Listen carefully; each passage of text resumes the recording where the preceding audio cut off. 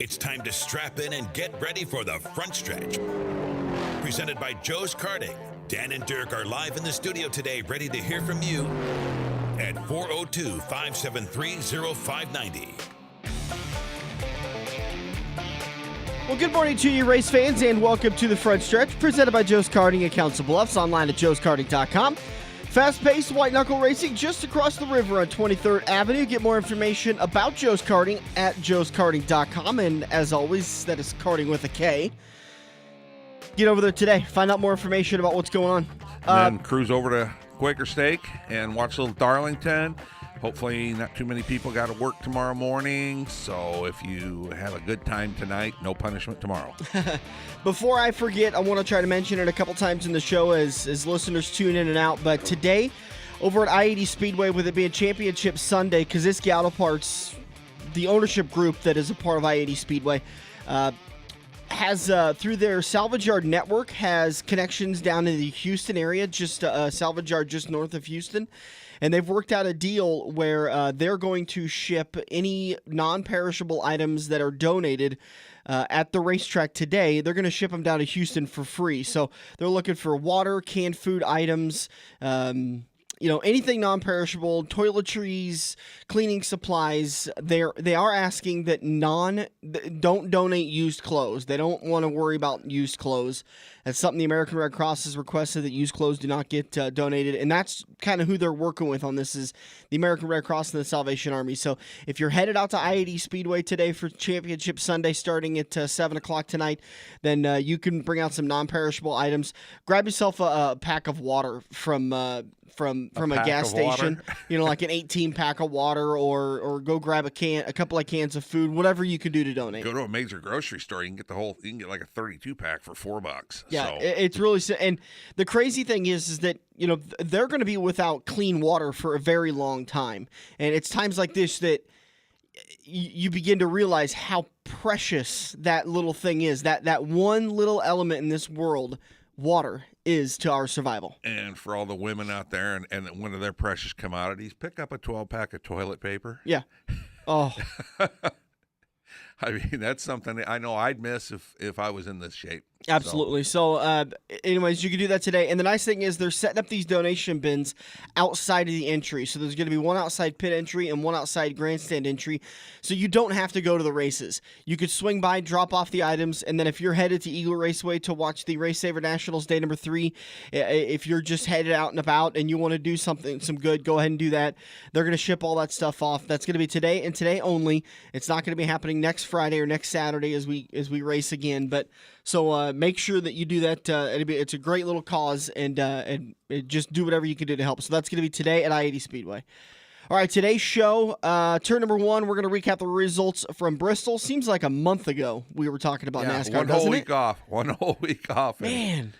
You and I had that conversation. I said I hadn't sent out the official results for the Pick'ems contest. I hadn't updated anybody. I said, I'm taking full advantage of my week off. And it feels like it's been longer. But we're going to recap the results, and we'll also talk about what the playoff picture looks like as we go into the final 2 races of the 2017 Cup Series playoffs. And then turn number 2 and 3, Stan Cisar's going to try to join us. You got to understand, Stan's had an incredibly long couple of days. Yeah, I don't think he's got a whole lot of sleep recently. They were out practicing in his Stan Cisar Racing number 47, driven by Cody Ledger, on Thursday night. Were put into the wall, and the car was junked. So they spent most of Thursday night / Friday morning until about 2 a.m. Friday morning stripping the old car down of all the good parts. They borrowed a chassis from Cody Ledger, who had just been sitting up on a third shelf of racking. Took him like an hour to get this chassis off the third racking and get it down and ready to go. They got back to the shop Friday morning at about 8 a.m., and they fired the engine at about 1:45 p.m., which gave Stan just enough time to go home, shower, and then get out to Eagle Raceway to start getting lineups and getting everything organized for Friday night's night number 1 of action. So he had a long night, and then there was 12 heats. 12 heats on Friday night. Oddly enough, there was 13 heats last night. No, there was 13 or 14 heats. I got my notes on here. Friday night. Yeah, it was more than 12. I think 14. Well, the odd thing is that there was, we'll have to have Stan double check for me, but there was more heat races on Saturday night, last night, than there was on the first night. Well, there might have been a few extra cars showed up that couldn't make it Friday night if they were doing any traveling. That's the only thing I can think of, because the 9 guys that were qualified to get into the race, to start the first 9 spots for Sunday's race, for tonight's race, they obviously aren't going to race. They're locked into the race. They don't want to go out there and race.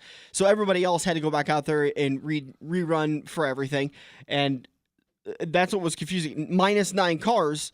And yet, so more than 9 cars had to have shown up for Saturday's action. But real good showing by the 360 guys that dropped down to the 305s was Stu, and Jack, of course, made it. Now Cody's in. So the locals have got a pretty good presence this year. And I got to tell you, I was really impressed. Friday night, Stu Snyder came out of the D to qualify in the top 9 positions. We'll talk more about that coming up in turn number 2 with Stan. And there was a couple of guys last night. Michael Day in the number 2 came out of somewhere around like the F or the F would be impressive to make an A. Well, he didn't make the A, but he made it up into the C. And he was, if there would have been one more caution, I think he'd have been there. But I guess my point is, it wasn't a lockdown track at all. Both nights they had 2 grooves to work with. Friday night the inside groove was a little bit better. Saturday night it depended on the corner. Outside in turns 3 and 4, inside in turns 1 and 2. But it was amazing track, amazing racing, great passing, great opportunity. I mean, it was just it's been a heck of a weekend, and I just got to watch 2 of the 3 nights. Well, I know when I got home last night. One of the local race fans had posted live on Facebook with Cody's heat. And I want to say he ran 3rd in the heat, I think, from like a 6th starting spot. He won his heat. In his heat, him and Trevor Grossenbacher started on the pole, and Stan and I were talking about it later. And we kind of heat from Friday night. That was the heat from Friday night. Okay. Yep. All right, that's what that was. So I was thinking Cody came and made the feature for Saturday night out of the C. Yeah. But okay. That's what's crazy about this race. A lot of the times when you finish in the top 2, top 3, top 4 in a heat race, you're in the A. The question is, are you going to be in the invert or are you going to be in the redraw? For the RaceSaver Nationals, you win the race, you're in the A. You finish 2nd, you're in the B. You finish 3rd, you're in the C. You finish 4th, you're in the D. And it's on back from there. And, I mean, it's just crazy. I mean, you have one slip up coming out of turn 4, and you've gone from making the A to now you got to be somewhere in the D, and that's a lot of laps to turn. I think I was joking with Stu Snyder on Saturday night as we were waiting for that long red to get finished up, and he passed somewhere around 52 cars, not counting lap traffic, and he ran about 108 laps on his engine on Friday night. Yeah, but the guys like it, so they're out there having a ball, especially when you're passing cars and going forward. That race is really fun. That's a NASCAR race right there when you're talking about that kind of stuff. I remember everybody talking about how many cars Tony Stewart passed the year he won the championship at Homestead because he had to come from the back so many times after issues on pit road and after making repairs. I mean, that was just that's not something you see every day. No, you don't. And you don't see it a lot. And I mean, kudos to him. He was a dog when he got out of the car after that 8 feature. His tongue was hanging out, and he was ready for a break. But we'll get more into breaking down all the action in turns 2 and 3 for the RaceSaver Nationals. And then turn number 4, we will preview tonight's action at I-80 Speedway for Championship Sunday. What a beautiful day for race fans. I mean, the only other day I can compare this to is my favorite race, the Charlie Clark Memorial, because it's the same day as the Indianapolis 500 and the Coca-Cola 600. And so it's 3 big races in a row, but this is 3 big races, mostly dirt. You've got the RaceSaver Nationals at Eagle Raceway. We're going to crown a champion tonight. And then we've got the NASCAR Wheeling All-American Weekly Series Championship is tonight at I-80 Speedway. We're going to crown 7 champions. And then the Darlington race, the throwback, which is really cool to see. The bad part is they're all on at the same time. I know. I don't know if I'm going to have enough streaming data to be able to keep up with everything that's going on. I'm going to have to have the race monitor up on one page for Eagle Raceway so I can keep up to date with who's moving on to where. I'm going to have I-80's race monitor up so I can keep up, as I'm watching the races. Then I'm going to have to keep the NASCAR mobile app up on another. I mean, I'm going to be overloaded. Also, somewhere in turns 2 and 3, we need to talk a little bit about the Rock and Roll 40. Oh, yeah. That was a heck of a race on Thursday night. Good race. I couldn't believe how good of a race it was. Young Hands really pushed Simpson for everything he was worth. He tried the old slide job a couple times, but when he tried it the first time and he lost like 7 or 8 car lengths, he'll run him back down. He's just going to have one more shot because it was about 8 laps to go. He had the faster car, but he just couldn't get by. Yeah. And what a great race! And yeah, I kind of wondered if that last time he tried it, if he wasn't going to press the subject a little bit harder and try to go for the win. But he played clean. He lifted. He respected everybody's equipment. He could have totaled 2 cars out, I think, if he wanted to, but he didn't. Well, let's talk about the race. Yeah, and we will get to that. We'll get to that somewhere throughout the show. We'll recap the Rock and Roll 40, which was a makeup from a rained-out earlier race this year at I-80 Speedway, featuring the Lucas Oil MLRA late models. Who else was on the bill that night? They had the sport mods and they had the stock cars. Yeah. Good stock car field. Good race. race. I tell you, people just seem to think that the only thing that's good at I-80 Speedway is late models, and I agree. Obviously, it's a late model track, but I do love watching the hobby stocks and the stock cars race on that track. You talk about class that it comes down to the driver because there's not a lot of changes they can make to those stock cars and hobby stocks. And Shane Stutzman has just got that track figured out. The problem is, so does Mike Nichols. And Mike Nichols in that stock car is just too dang good. But Shane Stutzman is... Man, he's going to be a force to contend with in the next year for the championship if he decides to run. Well, I didn't catch the number, or it didn't stick in my head because I didn't write it down. But there was one of the stock cars that looked like a modified chassis or something, because when he was in 3 and 4, he was hiking the left front wheel up 1.5 feet off the ground. And for the stock cars to do that is kind of odd. Oh, was that by any chance the 5 Eli? I can't remember if Marty Steinbach was there, but that is Marty's MO at that track. He is always 3-wheeling it through the corners. Yeah, I just I can't remember what number it was or who it was, but he was a fast car and he was up front. But every time he lifted that wheel, it's because he got up out of shape and got a little too high and really cranked the wheel hard to the left and hit the gas, and boom, up come that wheel. By the way, for any of our fans that are in Council Bluffs thinking about going anywhere, give yourself another hour, maybe an hour and a half.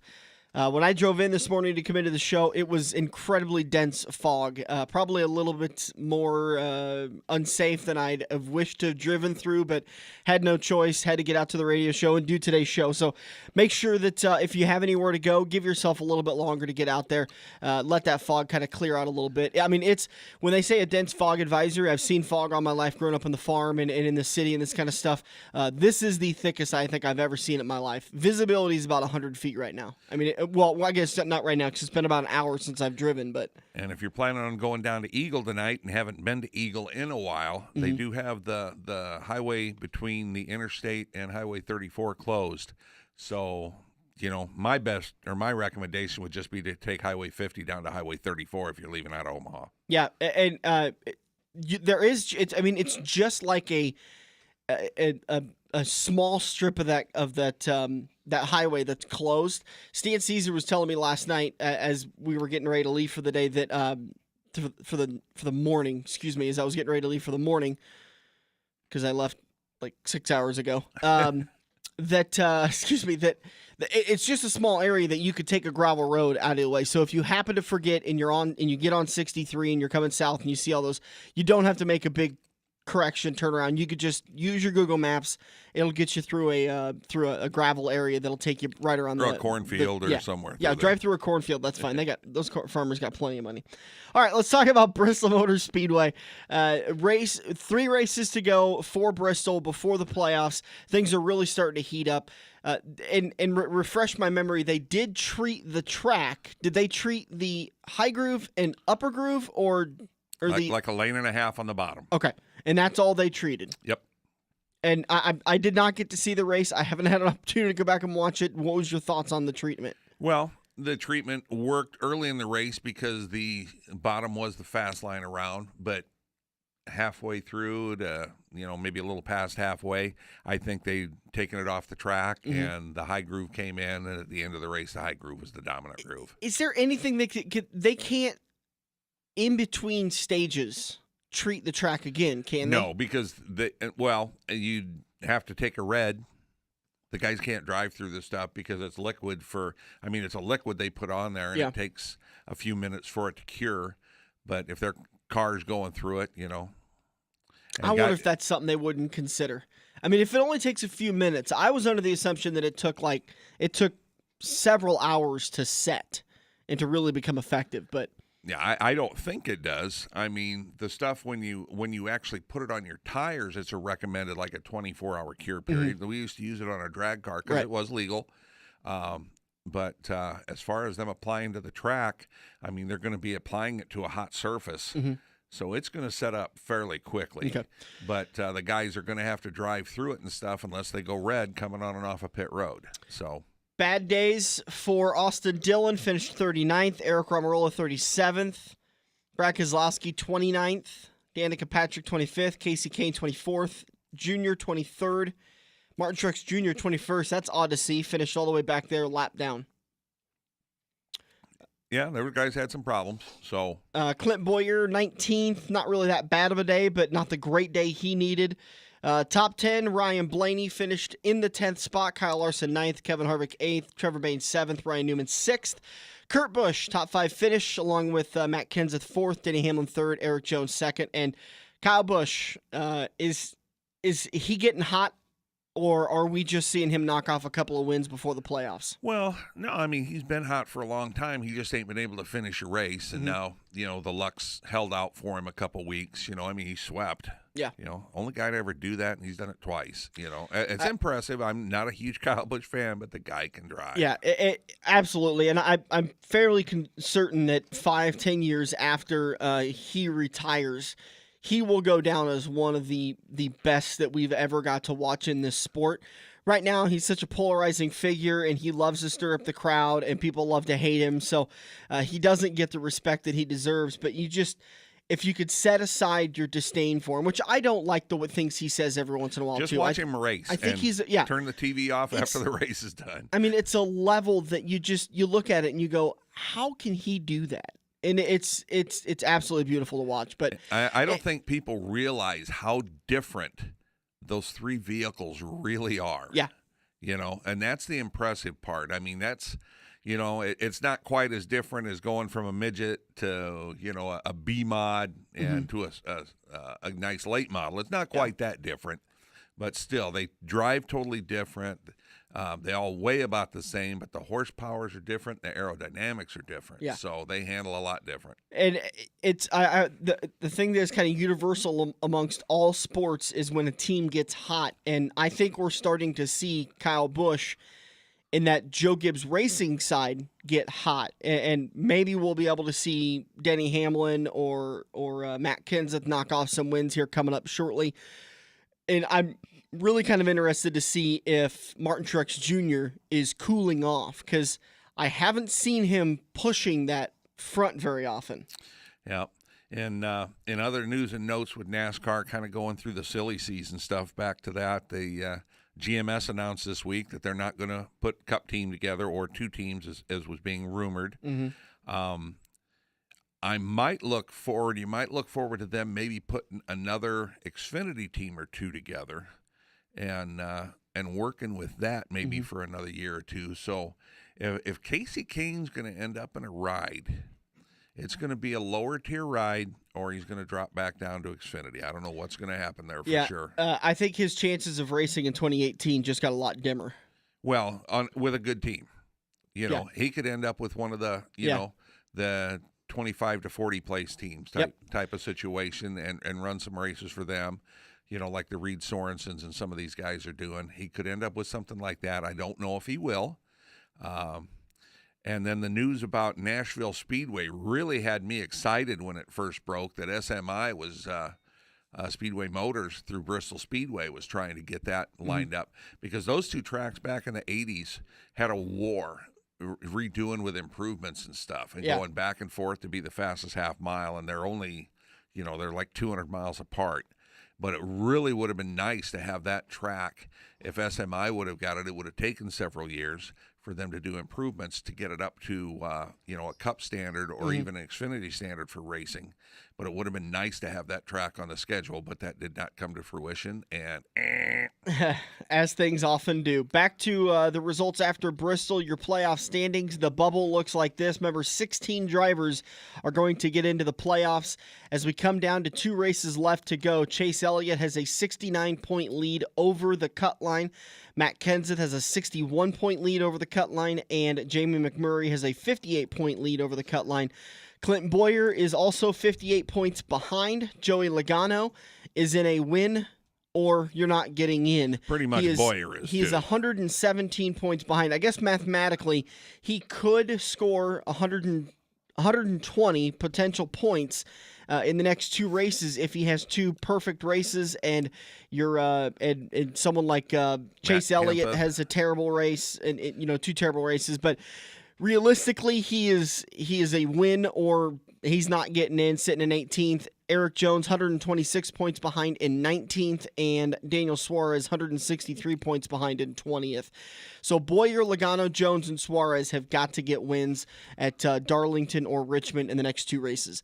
We're going to take a break. We'll come back in turn number 2. Stan Cisar's going to join us. We got a lot of wings to talk about. We'll be coming back here on the front stretch.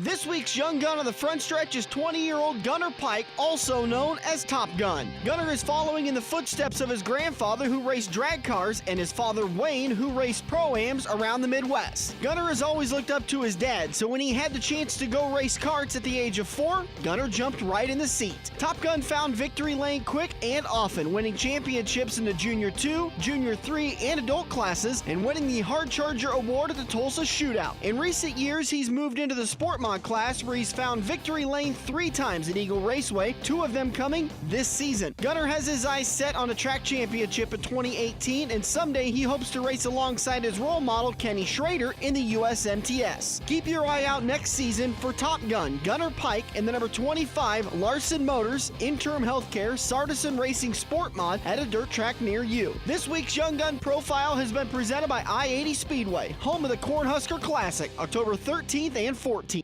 I-80 Speedway is your home for NASCAR. The 2017 Whelen Point season comes to an end tonight with Championship Sunday. Over 200 drivers have competed throughout the season, but only 7 get to call themselves NASCAR champions after tonight's action. Don't miss Championship Sunday at Nebraska's premier dirt track, I-80 Speedway. Gates open at 4:30, hot laps at 5:30, with racing at 6. I-80Speedway.com for tickets and more information.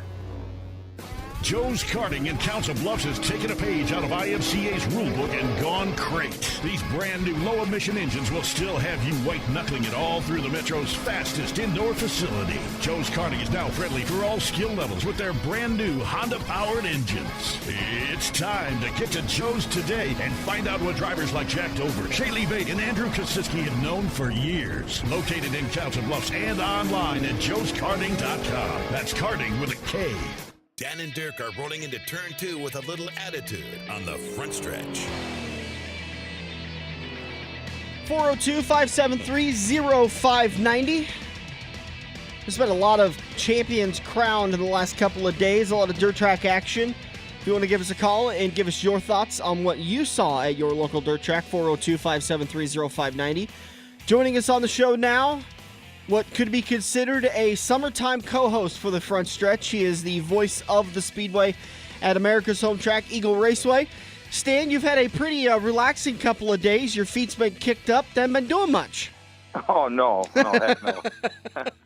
We were talking in turn number 1 about your misfortunes on Thursday night and working hard late Thursday night into Friday morning, taking a bit of a nap, and then getting up Friday morning, finishing, getting that 47 back out on the track. Yeah, it was a great struggle. I'll tell you what, the guys did a great job. My son Buddy and I and Cody and Tracy put one together from a bare frame in less than 6 hours. We had the thing out in their parking lot, firing it off just to make sure everything was fine before we headed down to the track for the Friday night qualifying. And the way things turned out, the car was pretty good right out of the box, and I passed some race cars. It didn't have much luck though on Friday night. And Saturday things turned around, and it kind of made the whole thrash worthwhile. Yeah, I think I think Cody learned a valuable lesson on Friday night is sometimes take what you've got, because if you keep pushing, you're going to give up everything you've gained. Well, there was a lot of controversy, I guess, about we went down there Thursday night to the practice session with the intention of trying to find a little bit more speed. We were decent, but we weren't where we wanted to be, and we felt like if we did a little experimenting, that we could find some more speed. And the first couple sessions, everything was looking good. Unfortunately, had some issues with the rear end of the car, so the guys down in the pits, and Travis Fox, Zach D-High, did a great job. They got the rear end swapped out. There was a couple sessions left after they got the car back together, so we said, well, let's go out and just make sure everything is good, shake it down, make sure the new rear end's no problems, and kind of try running the bottom side of the racetrack, because we thought if the track dried out, the bottom might be the place where everybody was going to run. And he went out and he ran probably 5 or 6 laps down around the bottom. Everything seemed to be pretty good. Come up on a slower car and went by him on the outside, and the guy loses it, whether he loses it or just drove it in over his head. But they made contact. Unfortunately, Cody got in the wall. But like I said, we were down there at a practice, which my interpretation is, we're trying to find more speed. We're practicing, yeah, and we're trying to find more speed. And we're trying to test, every session, making a small change and with some setup and trying to get the car to where it was going to be a little bit better. And it was working. It was paying off. I mean, we were probably in the top 5 cars out of the 80 cars that were running down there that night. And as far as lap times go, and so it was just bad luck. Call it poor decision. I don't think so. Bad luck, whatever you want to call it. But anyhow, we ended up destroying a race car, and through no fault of Cody's. And it was just a matter of fact, we had to decide what we want to do: throw in the towel or keep going. And we're racers, and we wanted to try to get the car back together, and did whatever it took. We got the old car apart on Thursday night, knocked off, and came back early Friday morning and started with a bare frame. They had a spare chassis laying around that had been used in 14, and put it back together. Came down, and that was the end of the story. We got it back going, and it might as well have been the first car, but we were back in the game, and like I said, it turned out pretty sweet. Get a sprint car, they said. It'll be fun, they said. Well, that's what everybody said. I said, well, I've been around this game for quite a while, and raced back in the 70s, and then when my son started road racing, we raced pretty hot and heavy, and progressed up through the ranks, with SCCA, and raced in the Trans Am series, which is one of their top series, and we were on a budget, and we couldn't hit all the races, but we had everything that was close to the Midwest, and had reasonable success for what we were doing and what we had to work with. And when that car left, and the opportunity to get a car, and always the interest was always there. Let's just say the interest was always there, and I love working out in the shop and hanging out with the guys and tinkering, and so like I said, we're having a lot of fun. My son and I still spending time together, which is where this thing all started, so it's what we do. Let's talk about Friday night's action. There was plenty of heat races, plenty of cars that showed up. Okay, help me out with this, because I'm trying to go off of what I heard, and oftentimes what I hear isn't what actually is true. So I thought there was 12 or 13 heat races on Friday night. 14 heat races on Friday night. On Friday night, okay. Mm-hmm. Was there more cars on Saturday night? No, there was one less car on Saturday night. There were a couple different cars on Saturday night, but a couple guys crashed and didn't come back for the next couple nights. Most guys, even the guys that crashed, they thrashed on the cars. Trevor Grossenbacher, great driver out of Holland, Nebraska. He had a very similar situation to ours in his heat race. His was a brand new car, and that they built for this race, and He made it not quite 2 laps in a heat race. In the same deal, another driver made contact with him, put him in the wall, and pretty much junked that race car after only 2 laps. His road back to the track was just a little bit easier than ours. He had his backup car, which he had raced all season long down there. So all they had to do was swap the seat and the engine, and not quite building one from the bare frame. But ironically, then Saturday night, Cody and Trev, who they've raced against each other since mini sprint days, since they were 3 feet high, and they start on the front row of the heat race together. And I says, "Oh boy, here this is going to be a war," But Cody ended up winning that one and put us in the A feature. And Trev's not in yet, but he's going to have some work to do tonight. But I tell you what, he's good enough. He could come up through the alphabet soup, and if anybody could get in there, he's got as good a shot as anybody. Let's talk about some of the results from Friday night. Who was your surprises and not really didn't surprise you much to see where they finished? Well, if you take a look at the A feature finish, the top 9 cars, first 3 rows, 3 wide, were qualified in Friday night's qualifying A main event, and there really are no surprises in there. It's Friday night. The Nebraska guys really showed well. Out of the 9 qualifiers, 7 of them are regulars at Eagle Raceway every Saturday night. And I talked with French Grimes, who was the originator of the RaceSaver concept, and I told him, I said, we had 17 races this year, 13 different A feature winners. It's as tough as anywhere in the country to win at Eagle Raceway on a Saturday night show. The competition is that good, and the way the rules are, there's a lot of parity in the cars and in the drivers. The very equal. And you got to be on your game, and it's the little details are what's going to separate the really fast guys that are going to win on a regular basis. But Friday night's A feature, this guy's been on a roll, and he's one of these guys I'm talking about. He studies this thing. He's been around for a long time. He started at a very young age, did some time with the World of Outlaws, and quite frankly, when he was younger and he was on a budget, had a hard time getting out of their B features, Mm-hmm. But he raced up and down the road with those guys and learned a lot. And he's probably one of the smartest guys, smartest drivers, best fabricators. He's been around the sport. Jason Martin picked up the win, and he's won now 3 in a row at Eagle. He won the last 2 regular season shows, and he picked up the first night qualifying feature. So he's going to be starting on the pole in the 35 lap national championship feature this afternoon. Jason Martin picked up the win. Then you got a former winner from El Paso, Texas, John Carney II. He won back in 2015. He came in the second spot. Jack Dover, who's a 2-time winner, he won in 14 and in 16. He finished third. Toby Chapman, another guy that's been fast all season long. He was in the 4th spot. Matt Richards coming up when the RaceSaver division, took off here at Eagle Raceway. He moved up out of the modified division, and this is his 5th year now in a sprint car. And he is one of the few guys that have made every Super Nationals A feature. So there's 5 of them. He's been on all 5.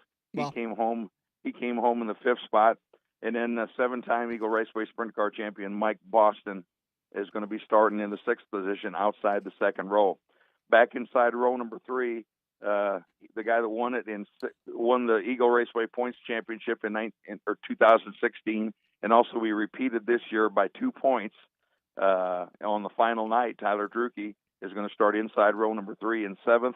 The guy that passed a lot of cars had a little adversity, came out of a lower feature. I believe it was the D feature, raced his way up through the D, transferred up into the C, raced his way into the C, transferred up into the B, and then raced his way and transferred up into that A feature. And he comes from, I believe, 18th on the grid to an 8th place finish. That was Stu Snyder out of Waverly, Nebraska. And rounding out the feature, a guy that's been racing probably 35, 40 years, been in a sprint car from Fort Worth, Texas. Really great guy, but and quite a talent. He was going to retire earlier this year, and he got back in the sport because he just missed it too much. Kevin Ramey in car number 7M. He was the 9th and final transfer out of that Friday night qualifying feature. Really no surprises. 7 Nebraskans, 2 Texans. made the cut on night number 1. It's going to be interesting to see. Everybody all weekend long has been talking about how fast Jason Martin, John Carney, and Jack Dover have been. It's no surprise they're going to start on the front row of a 3-wide start. But like you kind of talked about, I think my dark horse for that Friday night action is Stu Snyder. He really impressed me the way he was able to move up through those features. Well, I'll tell you what, talk about a night of 2 different track conditions. Friday we had an overcast day. We really didn't have rain in the forecast, but all of a sudden, it's Nationals weekend. So we had to have a little bit of rain just to keep with tradition, Yeah. But we had an overcast day. The track was tacky and fast all night long, and it was a pretty hammer down racetrack, and the fast cars went even faster. Now we segue into last night's action. We had the sun beating down on that thing all day long, and Roger poured a ton of water on the track. But you could tell probably by the middle of the heat races, the track changed all night long, and it was something you really had to study and throw something at, to get a good read on the thing. But in Saturday nights, great racing all the way through the heat races and up into the alphabet soup of features. There was a guy by the name of Michael Day out of Greenville, Texas. He was probably past the most cars. He transferred, I believe, out of the E feature, made it all the way up to the C, but didn't quite make it up to the B. And he was probably the big mover as far as coming up through the ranks. But you get to that Saturday night A feature, and the guy that picked up the win. I've heard a lot about this guy. He's been up and down on his couple trips to the Nationals, but it was Robert Vetter out of Wolf City, Texas, car number V8, and he picked up the win on Saturday night's A feature. Another guy that moved up, I believe, in 3 features, and here's a guy. He's a former Eagle Raceway track champion back in 2016, Doug Lovegrove. Doug loves the bottom side of the racetrack. He probably runs the bottom as good or better than anybody else around on the deal. And he'd come, I believe, from the C to the B to the A, but he started back in the 18th or 19th position in that A feature and raced his way all the way up to second. And a lot of that was running right down around that bottom groove because he loves that thing. The guy that finished third, he'll be starting outside the 4th row from Arvada, Colorado. This is Jake Bubach. And Jake Bubach's driving the car that John Carney won the Nationals with in 2015. He picked up that ride for this year. Carney's driving for a different car owner now, and so he will start outside row number 4. And then there was a little controversy in the post-race tech. The 4th place finisher went Joey Danley out of Lincoln, Nebraska, and the 5th place finisher, his uncle, Jason Danley. Joey, the newcomer, coming up out of the Sport Mod division, I believe in the 2nd year of the RaceSaver started around here. Jason Danley's been around forever, it seems like. Great guy, works down at Speedway Motors, helps out a lot of people. There was some controversy with their fuel, and they've tested it 2 or 3 times. I don't know if they were going to do more analysis on the thing. As of right now, they will be starting in the 5th row on the inside and in the center of row number 5, but that hasn't been totally determined. Another guy that was very fast, and he was the only guy that really made that top side work in the A feature, and there's Justin Fifield out of Mesquite, Texas, car number 49. He will start outside of row number 5 in the, I guess it would be the 14th position. And then the final 3 qualifiers, Adam Gullion, car number 91 out of Lincoln, Nebraska, another local guy. He had a pretty good run. And he and the 8th place driver, Cody Ledger, they had quite a race in that A feature, and it was kind of a nail biter there for a while, But Adam was able to finish in the 7th position. Cody Ledger and my car came home 8th, and then the final transfer out of night number 2, the guy from a hotbed of sprint car racing, Selinsgrove, Pennsylvania, Ken Duke Jr. And Ken's been hanging around the top spots all weekend long, and appears to be a pretty tough competitor, and he will start outside of that 6th row in the 18th position when the field takes the green flag this afternoon. Let's take a quick break. Hang on the line real quick, Stan. We're going to come back in turn number 3. We'll preview the final day of the RaceSaver Nationals, get you set for the alphabet features, and then what's going to be coming up for the A feature for tonight. We'll come back here on the front stretch.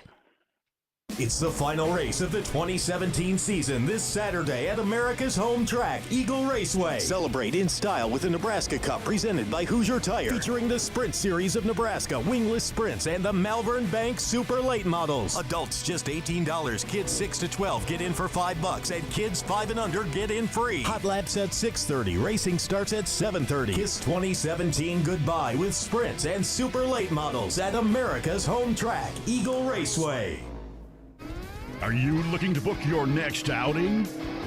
Look no further than Joe's Karting in Council Bluffs. Located just north of Bass Pro Shop, Joe's Karting can handle outings of well over 100 plus people. Bachelor parties, corporate outings, team building, birthday parties, and much more. Give Buddy a call today and reserve your outing. Joe's will even work with local restaurants to cater your event. Book yours today at joeskarting.com. That's karting with a K. It's time to get to Joe's and find out what everyone already knows. If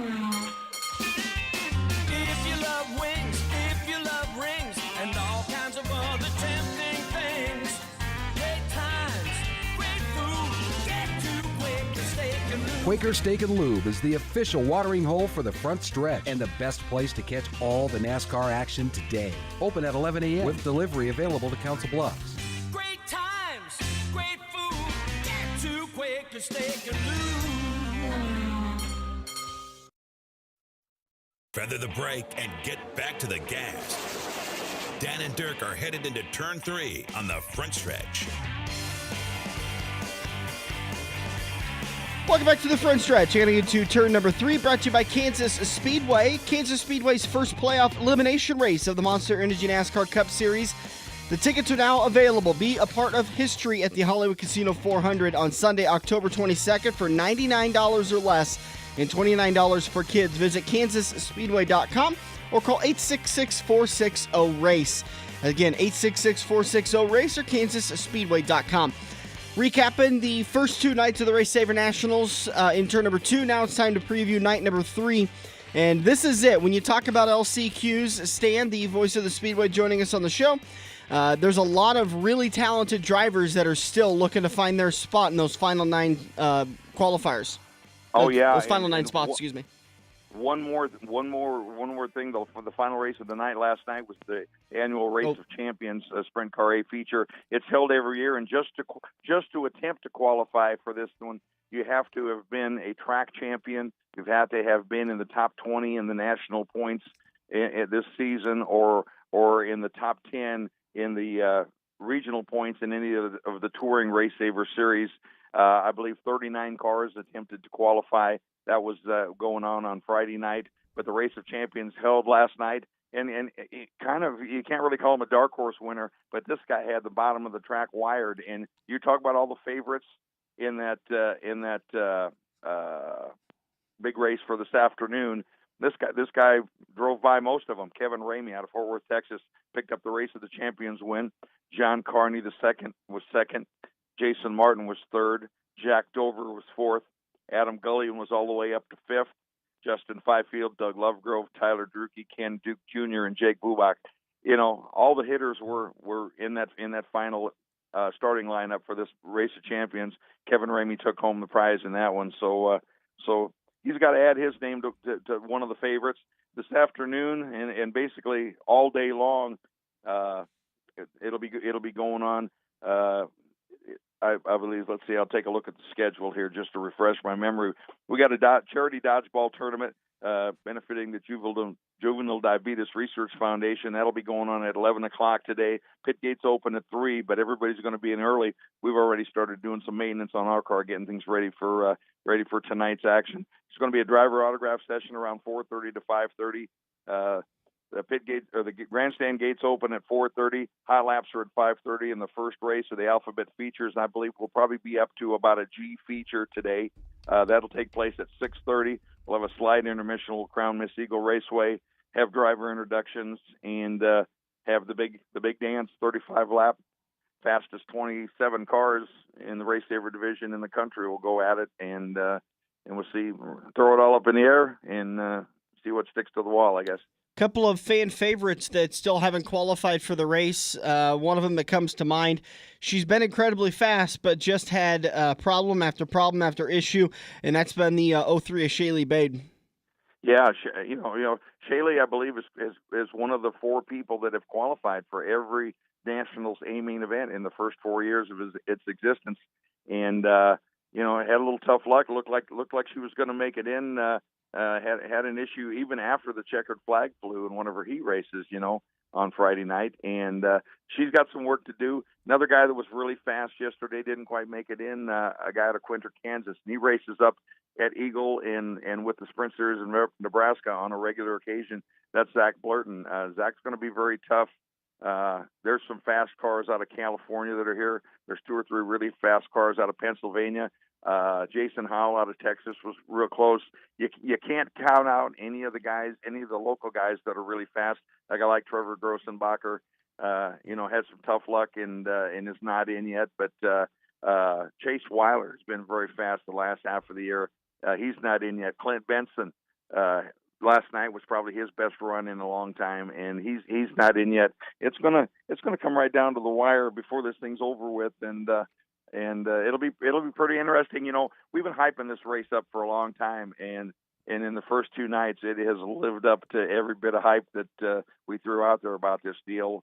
For the 5th year. And even though we were maybe 3 or 4 cars short of what we had last year as far as a final entry, still the largest sprint car nationals that take place every year, with 112 cars taking a green flag and qualifying on Friday night. And it just proves the RaceSaver concept, a very tightly spec'd engine to try to make things a little more equal and a little more affordable. It really works. It's probably the best competition that you're going to find, and the fans that have been there, even though Big Red kind of hurt things a little bit last night, it was still probably our best Saturday night crowd that we've ever had against a Nebraska game, and I think the place is going to be full tonight for the finals.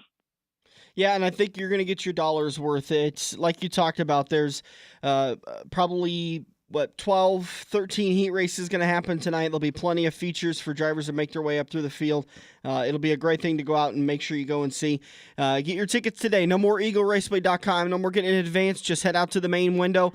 Get your tickets. Get out there early, because it's not just about the racing action. There's a lot of fanfare that goes on. There's a lot of spectating that can be done. A lot of fun things that happen throughout the day before we crown a champion for tonight's RaceSaver Nationals. Autograph session, as we said, is going to be at 4:30. They got a charity golf tournament benefiting the Steve King Foundation. That's about 4 miles down the road from Eagle Raceway on Highway 34. There, heading towards Lincoln, and that thing's going to take place here it's going to start about 15 minutes. They got a silent auction. They got a lot of great items that they're going to have that you can bid on. All the proceeds going to the Steve King Foundation, and then the dodgeball tournament. That's going to be pretty fun. We had to get maintenance started early because I think Cody and Jack Dover and those guys, they've got their team together, and they're going to compete in that again this year. Finish second. $500 going to the winner of the dodgeball tournament. Wow. That'll be a lot of fun to go and do. A lot of fun stuff to do today. Make sure you go over, get a full list of events on the Eagle Raceway Facebook page. Stan, always do appreciate you joining us, bud. Don't forget the final race of the season, Eagle Raceway, next Friday night, the annual Nebraska Cup. And probably a great field of classes, and it's going to be another great night of racing. We're going to have the RaceSaver Sprints back in action, the final race on the Sprint Series of Nebraska Point Series for 2017. We're going to bring in the Malvern Bank Super Late Model Series that Joe Kaczynski's got going, and that's probably one of the stronger, very much kind of like the RaceSaver Sprint Car division, one of the stronger touring late model divisions going on right now in the Midwest. And our pal Anthony from I-80. He's going to come on over and join us in the booth next Friday night down there and call the action for the Malvern Bank Series. And then the wingless auto racing, non-wings 410 sprint cars will be in the house. So it'll be the fans' first chance to get a chance to see the non-wing cars at Eagle Raceway. And they put on a great show down there. And Eagle's a fantastic track to watch late models on. So that SLMR Malvern Bank show will be a great show there. I talked to Kyle Burke, down at I-80 when he picked up the win here a couple of weeks at Bill Smith Memorial, and he's really looking forward to it. It's one of his favorite races of the year, and a lot of guys, it's just a little shorter track. It kind of takes maybe some of the money out of the equation. It's going to be very competitive racing, but boy, I tell you what, you can't. Kyle Burke's got a lot of laps around Eagle Raceway. He's going to be the odds-on favorite at this point. Yeah, he might be the He may be the last late model or stock car style track champion I think that Eagle had. Would he? I think he was. Yeah, back when the NASCAR Weekly Racing Series was down there when Craig Cormack owned the track. Yep. All right, Stan Cisar, thanks, bud. Have a good day. Thanks, and to you guys. Look, and then we'll talk probably some more at a later date. Go take a nap, Stan. Get some sleep. We got a lot of work to do, man. All right, bud. Thanks a lot. Stan Cisar, voice of the Speedway. Thanks, bud. Thanks. All right, we're going to take a break. We'll come back in turn number 4. We'll preview Darlington. We'll cover a couple of news and notes that we haven't covered yet, and we'll get you set for Championship Sunday at I-80 Speedway. We'll be back here on the front stretch. Numbers. In NASCAR, numbers represent speed, passion, guts, and glory. Because numbers represent drivers. Numbers like 14, 88, 42, and 78. Numbers that say, that's my driver. Don't mess with my driver. See your number live at Kansas Speedway's first ever playoff elimination race. The Monster Energy NASCAR Cup Series Hollywood Casino 400. Sunday, October 22nd. Tickets at kansasspeedway.com. Any driver will tell you that the key to winning a race is preventive maintenance. Pat at Eccles Heating and Air can make sure your wallet is on the winning side with a preventive care package. Pat will look over your existing unit and make recommendations to make sure you're toasty warm this winter. Drivers trust Pat at the racetrack with their safety, so you know you can trust him with your home heating. Call Pat today at 402-331-1755 and schedule your heater checkup. Eccles Heating and Air. I-80 Speedway is your home for NASCAR. The 2017 Whelen Point season comes to an end tonight with Championship Sunday. Over 200 drivers have competed throughout the season, but only 7 get to call themselves NASCAR champions after tonight's action. Don't miss Championship Sunday at Nebraska's premier dirt track, I-80 Speedway. Gates open at 4:30, hot laps at 5:30 with racing at 6. I-80Speedway.com for tickets and more information. Dan and Dirk are live for one last corner. Give them a call now at 402-573-0590. We would love to hear from you, 402-573-0590. Should we do Darlington or I-80 first? Let's cover Darlington real quick. All right.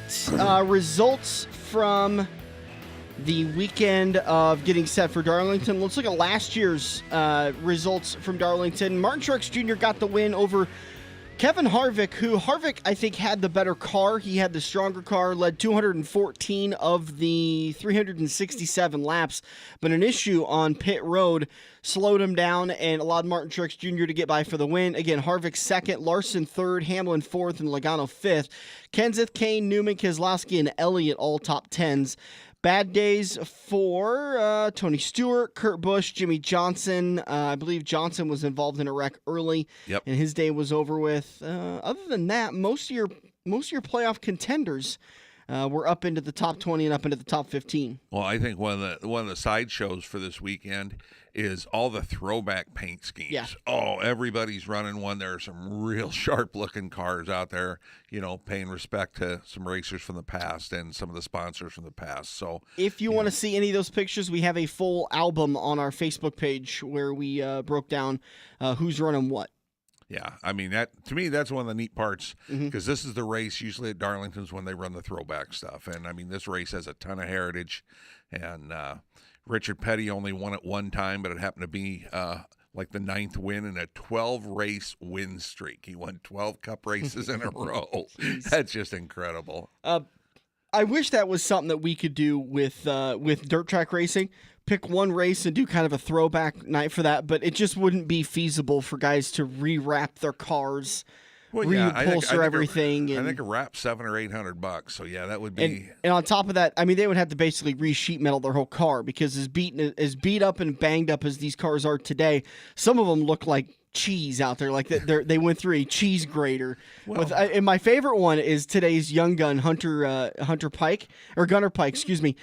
His car just looks. I mean, it looks like it came out of a graveyard, of a boneyard, like it came out of a scrapyard at Kaziski Auto Parts. but it's the car's so fast, he's so talented. But this time of the year, there has just been so many times that door panel has been laid down on the shop floor and beaten on with a mallet, and everything's just so crinkled and wrinkled and. Well, he probably had it in the wind tunnel and found the aero advantage to it and just left it that way. The divots like on a golf ball. I cannot get the driver points on the I-80 page to load, so I'm going to have to try to do this by memory, which is just terrible. Well, but that was one of the things that I noticed, and I think we talked just for a quick second about it, was the late model car count at the Rock and Roll 40. Yeah, let's cover that while I try to bit. pull up my notes for I-80 Speedway. So go ahead and talk about your the Rock and Roll 40 while we have about 5 minutes left in the show. Well, my point was, there weren't too many local guys, but, realizing that we got Championship Sunday coming up in a couple days, and I believe Adams County had their championship night last night. Yep. So I think a lot of the local guys were saving their equipment. There weren't too many of them out there, but I think we started with 22 late models. Mr. Simpson kind of was the class of the field, but one of the locals that came back for his first race in a year and a half, Chris Speaker, won his heat and was running as high as second in the feature and a solid second. And as we found out afterwards, and what I predicted when he started dropping back, he faded back to fourth, was that he was getting tired. And he said he was wore out. It's to jump into a 40-lap feature after not racing for a year and a half was tough for him. Yeah. Absolutely, and stock cars and sport mods were on hand as support classes, and they put on a pretty good show, and I think a nice, clean show. And the thing that I really liked about it was a Thursday night. You didn't need to have 5 or 6 classes and a whole night of racing. It was really simple. It was really cut and dry. You could talk about the car count. I was actually kind of happy that it was a low car count, 22 late models, 22 stock cars, 18 sport mods. We got through the night pretty quickly. Yeah, and stock cars was dominated as always when Mike Nichols in the house. It's pretty well, everybody else is going to race for second. That battle in that late model, we were talking about Chase Youngins, he drove his tail off, and he was trying a couple slide jobs, and he came up through the field to run second in that race. And Terry Phillips, MLRA regular, he ended up third, and then Chris Speaker ran fourth. But stock cars, Mike Nichols came from a couple rows back and dominated. And who had the sport mod win? I'm betting it's Sean Harker. Yeah, he was up there. I just don't remember if he won it or not. He might have run second. Gosh darn it, I can't remember. I don't know all the sport mod guys, so but it was a solid night of racing. No big delays. I mean, the last checker was done like 9:25 or something. It was a fairly quick night. Yep. Fairly early night. The program progressed well. Felt sorry for Gary Hopp's boy. Looked like he blew an engine. I didn't get to talk to Gary afterwards to see if that's what the deal was on the 80. But if you want to get more results on the Rock and Roll 40, you can go to i80speedway.com. While we have a couple of minutes left in the show, I want to talk about Championship Sunday, which is tonight. By the way, once again, if you want to donate items to the Hurricane Harvey relief, you can do that. So non-perishable items can be dropped off at I-80 Speedway tonight. They're going to have donation boxes set to be shipped down for free to Houston. They're going to have those out at the Pit Shack entry and the grandstand entry for tonight's racing action. You don't have to buy a ticket to get in and donate. For your stock car or hobby stocks, so it's one of the closer battles. 9-point lead for Luke Ramsey over Jason Cole. Those two have been the class of the field. Sean Harker has a 24-point lead over Gunnar Pike in your sport mod class. Sean had a little bit of an issue last night. He won the feature for the sport mods, but there was some mechanical issues that crept up. I'm sure he's going to get those fixed and out there for tonight's action to defend his title and win that championship. For your Grand Nationals, for your super late models, Tad Pospisil has a 12-point lead over Ben Schaller and a 16-point lead over Bill Layton. It's going to be tough for Schaller to give that lead up, especially such a big lead over Schaller and Layton. In your Grand Nationals, Jacob Brown just has to start the race. 52-point lead over Dave Cook. Jacob Brown's been the poster child for either winning or finishing second or third. He's been incredibly consistent this year and well-deserving of that championship title. For your modified class, Travis Hatcher has a 12-point lead over Justin Gregg and a 38-point lead over rookie Jacob Habscheit. So it'll be a good battle to see between Hatcher and Gregg with that 12-point difference to see who can do what. And Nick Woodard in your stock car division looking to defend his title. 10-point lead over Eric Rempel. Nick has been strong, but struggled in that stock car class on Thursday night at the Rock and Roll 40. So it'll be interesting to see what Nick can do there. Final class, your Sport Compacts, Dan Markham, just a 4-point lead over Jeremy Bolin and a 38-point lead over Evan Harabik. So we're going to see what can lay out with that. I always get a kick out of the Sport Compacts. Supposed to be a fun class, supposed to be an economical class, but it always seems to be the class with the most drama. Oh, yeah. I mean, those guys are out there for blood. Yeah. They're battling for $60 to win a race. They've already put $150 into the night with pit passes and fuel to get out to the track. But, yeah, I always get a kick out of that because that class is no shortage of egos. Yeah, of drama. Kyle Larson was fastest in practice number 1. Kyle Busch was fastest in practice number 2 for Darlington. Kevin Harvick won the pole with Martin Truex Jr. starting to his outside. A lot of action for you to be following tonight as far as the RaceSaver Nationals at Eagle Raceway, Championship Sunday at I-80 Speedway, and the Southern 500 at Darlington for the Bojangles Southern 500. It's going to be a beautiful day. Thank you, everybody, for joining us. For Dirk Houston, I'm Dan Taylor. Get out to a racetrack and watch the races. Get out to I-80 with some water and some toilet paper. We'll be back next weekend on the front stretch. It's the final race of the 2017 season this Saturday at America's home track, Eagle Raceway. Celebrate in style with the Nebraska Cup presented by Hoosier Tire, featuring the Sprint Series of Nebraska wingless sprints and the Malvern Bank Super Late models. Adults just $18. Kids 6 to 12 get in for $5, and kids 5 and under get in free. Hot laps at 6:30. Racing starts at 7:30. Kiss 2017 goodbye with sprints and Super Late models at America's home track, Eagle Raceway. The official watering hole of the front stretch has you covered any day of the week with the best wings, great burgers, and amazing steaks. Each weekday from 4 to 6 is happy hour, featuring $1 off draft and well drinks plus $4 Luberitas. Mondays are kids' night. Tuesdays are all-you-can-eat wings for $12.95, and the lube even delivers to the Council Bluffs area. Like Quaker Steak and Lube Council Bluffs on Facebook for a full list of weekly events. Get to Quaker Steak and Lube. Mid-America Drive, Council Bluffs. Numbers. In NASCAR, numbers represent speed, passion, guts, and glory. Because numbers represent drivers. Numbers like 14, 88, 42, and 78. Numbers that say, that's my driver. Don't mess with my driver. See your number live at Kansas Speedway's first ever playoff elimination race. The Monster Energy NASCAR Cup Series Hollywood Casino 400. Sunday, October 22nd. Tickets at kansasspeedway.com.